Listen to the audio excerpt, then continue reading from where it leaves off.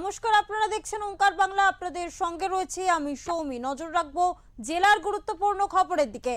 রাজ্যে আসন্ন বিধানসভা নির্বাচনকে পাখির চোখ করে জোর কদমে প্রচারে নেমে পড়ল ভারতীয় জনতা পার্টি। শনিবার রাজ্য জুড়ে একযোগে শুরু হলো বিজেপির পরিবর্তন যাত্রা।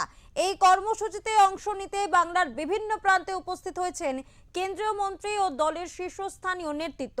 বিজেপির এই রথযাত্রার সূচনা করতে গড়বেতা এবং ঝাড়গ্রামে উপস্থিত ছিলেন কেন্দ্রীয় মন্ত্রী ধর্মেন্দ্র প্রধান এবং রাজ্যের বিরোধী দলনেতা শুভেন্দু অধিকারী।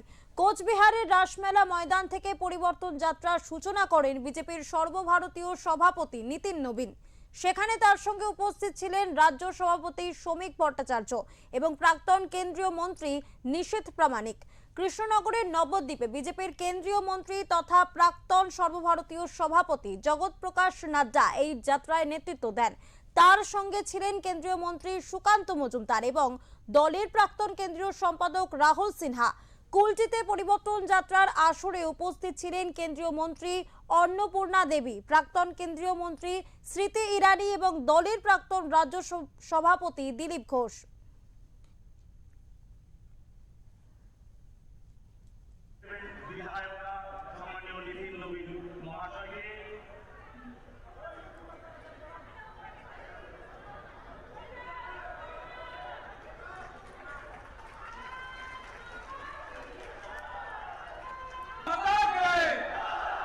এবারে রাষ্ট্রীয় সভাপতি নীতিন নবীনকে দীপক বর্মন মহাশয়।